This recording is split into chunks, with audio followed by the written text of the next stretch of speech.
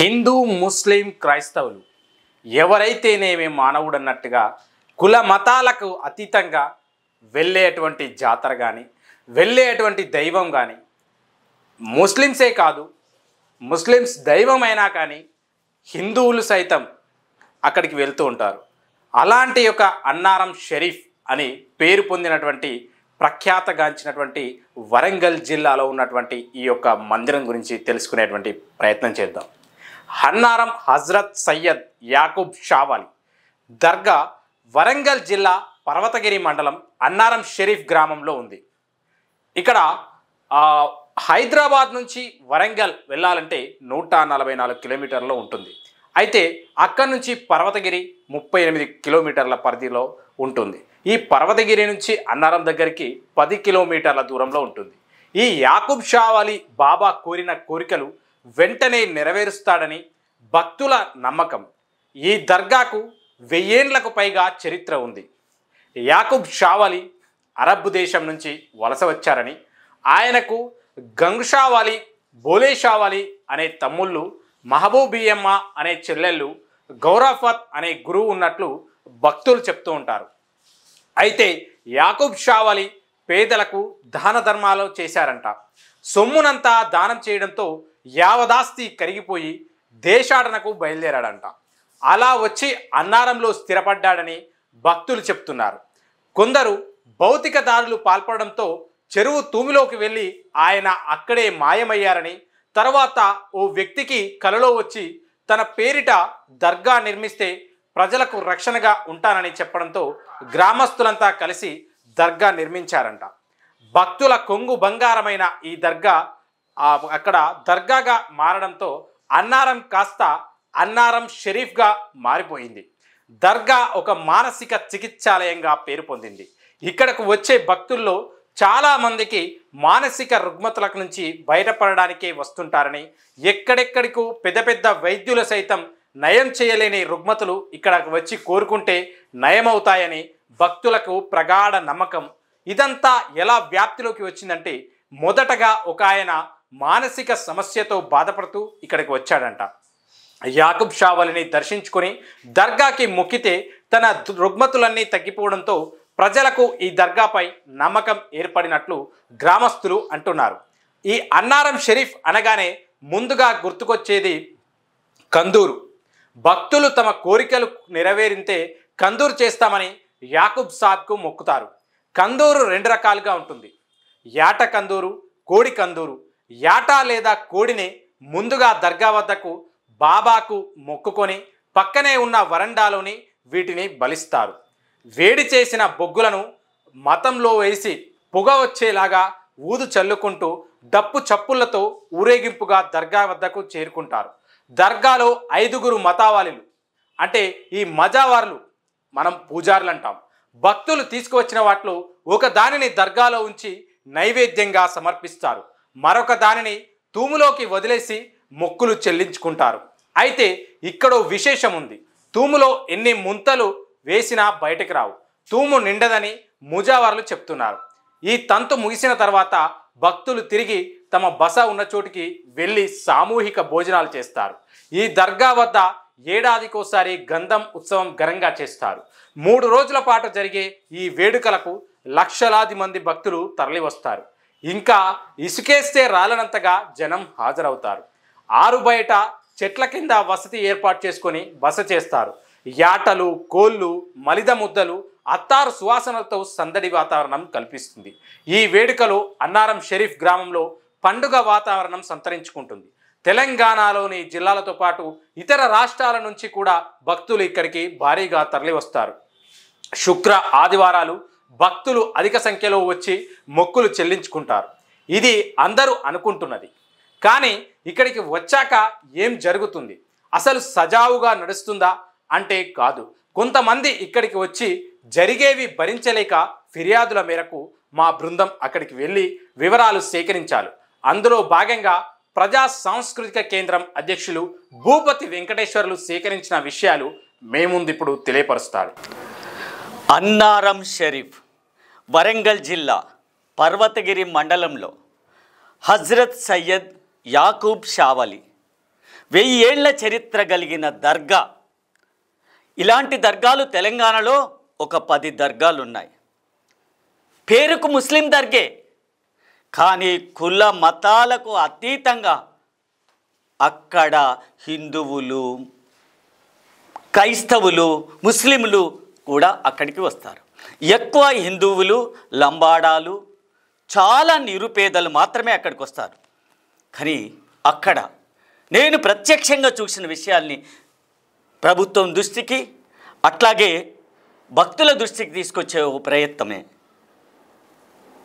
అక్కడ ప్రధానంగా కందూరు పేరుతో అవినీతి దందా యథేచ్ఛగా సాగుతుంది. అంతేకాదు భక్తుల్ని పీల్చి పిప్పి చేస్తున్న పరిస్థితి ఉంది. దేవుడి పేరుతో కాంట్రాక్టర్ల దోపిడీ తలా పాపం తిలాపిడికడు అన్నట్లుగా గ్రామ పంచాయతీ ఒకవైపు, గ్రామ రాజకీయ నాయకులు మరొక వైపు, కుల పెద్ద మనుషులు మరొక వైపు, వక్ఫా బోర్డు ఇన్స్పెక్టర్ కను సన్నలలో తిలా పాపం తలా పిడికడుగా పంచుకుంటున్న పరిస్థితి. అవినీతి అద్దు పద్దు లేకుండా కొనసాగుతున్న పరిస్థితి ఉంది. నిరుపేదలు తమ కష్టాల్ని తీర్చుకుంటానికి యాక్సాయన్న అనే దేవుడి దగ్గరికి కందూరు కోసం వస్తారు. మొక్కుబడులు చెల్లించాలి, మొక్కుబడి తీర్చుకోవాలి అనే ఉద్దేశంతో యాటను కోస్తాం, కోడిని కోస్తాం అని కందూరు చేసుకుంటామని మొక్కుకుంటారు. ఆ మొక్కులు తీర్చుకునేందుకు యాక్సాయన్నని అన్నారం షరీఫ్ దర్గాకు వస్తే అక్కడ యాట పేరుతో 150 రూపాయలు ఇది గ్రామ పంచాయతీకి వెళ్తుందని చెప్పి ఆ టికెట్లు అమ్మేవాడు మరొక 25 రూపాయలు అదనంగా తీసుకొని 175 రూపాయలు తీసుకుంటాడు. 150 రూపాయలకు టికెట్, 25 రూపాయలకు టికెట్ ఇవ్వడు. కోసినందుకు 300 నుంచి 500 రూపాయలు తీసుకుంటాడు. కోసినందుకు కాదు, కోసిన దాన్ని డ్రెస్సింగ్ చేయడం, అంటే కాళ్ళు తలకాయలు తీసి డ్రెస్సింగ్ చేసినందుకు యాట సైజును బట్టి 500 నుంచి 1200 వరకు వసూలు చేస్తారు. ముక్కు పిండి వసూలు చేస్తారు. అంతేకాదు పైగా కాళ్ళు, తలకాయ, తోళ్ళు, బోటి మొత్తం వాళ్ళే తీసుకుంటారు. తీసుకొని కట్టగట్టి మీరు పోయి దేవుని దగ్గరికి సమర్పించాలి అంటారు. ఓకే, దేవుని దగ్గర సమర్పించుదాం అనే ఉద్దేశంతో వీళ్ళు తీసుకెళ్ళి, భక్తులు తీసుకుపోవటానికి సమర్పించటానికి కూడా 300 రూపాయల టికెట్టు తీసుకుంటారు. తీసుకొని 300 ఇస్తాం. ఇచ్చిన తర్వాత మన కళ్ళ ముంగట్నే అదే బోటి, అదే తలకాయ, అదే కాళ్ళు, వాటిని తక్షణమే అక్కడికి 1200, 1500 రూపాయల చొప్పున అక్కడ అమ్మేస్తుంటారు. కళ్ళ ముంగట భక్తుల సమక్షంలోనే. ఇది మనం కొనాలన్నా కూడా 1500 రూపాయలు, 1200 రూపాయలు ఇవ్వాల్సిందే. అలా అయిన తర్వాత ఇవన్నీ ముట్ట చెప్పి దేవుని దగ్గరికి పోయి దర్శనం చేసుకుందామంటే 100 రూపాయల టికెట్. 100 రూపాయల టికెట్ తీసుకోగానే అయిపోయిందా? స్త్రీలకు అవకాశం ఉండదు, లోపలి స్త్రీలు పోవటానికి అవకాశం లేకున్నా వాళ్ళు అక్కడే గేటు దగ్గర ఉంటారు. హుండీ దగ్గర పోగానే హుండీ దగ్గర, దర్గాకు ముందే హుండీ దగ్గర ఒక 2 బలిష్టమైన దృఢకాయల్లాగా 2 కాంట్రాక్టర్లు అక్కడ ఉంటారు. ఉండి ఇక్కడ కందూరు చేయాలంటే కందూరు ప్రసాదం, కందూరుకి సంబంధించిన దస్తీ, కందూరుకి సంబంధించిన జెండాలు దేవుని దగ్గరికి సమర్పించాలంటే ఇక్కడ 1300 నుంచి 2000 రూపాయల వరకు ఈ హుండీలో వేయాల్సిందే. వేస్తేనే మీరు దర్గా లోపలికి వెళ్తారు, పూజారి దగ్గరికి వెళ్తారు, బాబా దగ్గరికి వెళ్తారు అని చెప్తారు. అయ్యా మా దగ్గర లేవు, మేము ఇవ్వలేము అంటే, లేదు ససేమిరా ఇస్తేనే. ఆఖరికి లేవు అంటే బయటికి నెట్టేస్తున్న పరిస్థితి.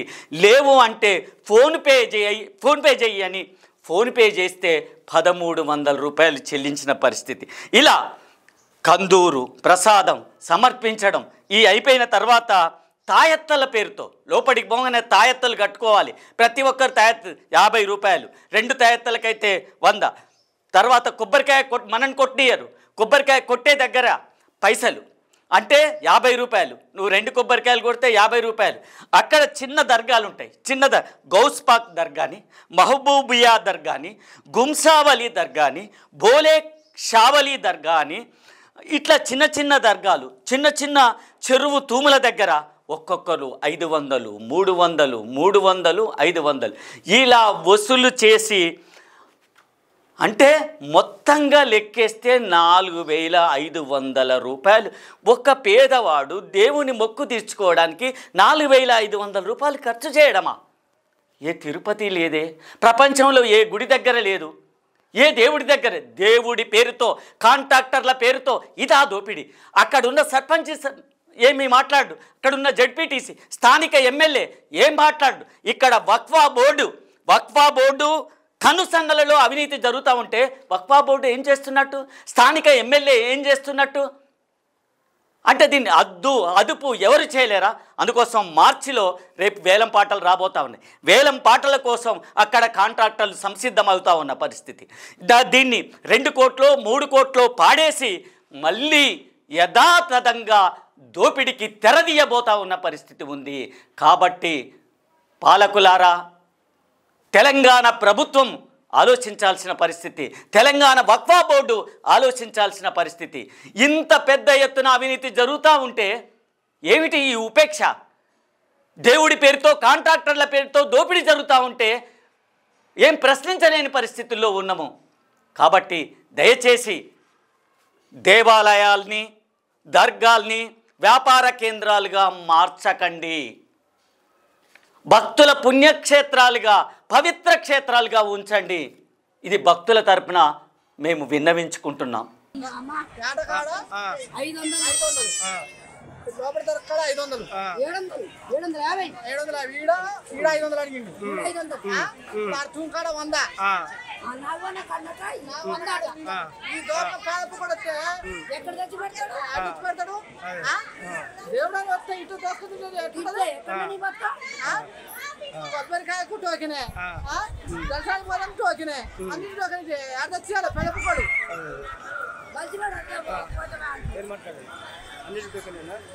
అంతా ఒకటే, మొత్తం దోపడమే. మధ్యలో కుటుంబం వస్తే ఆగమైపోవడమే. దేవుని కాడికి వస్తే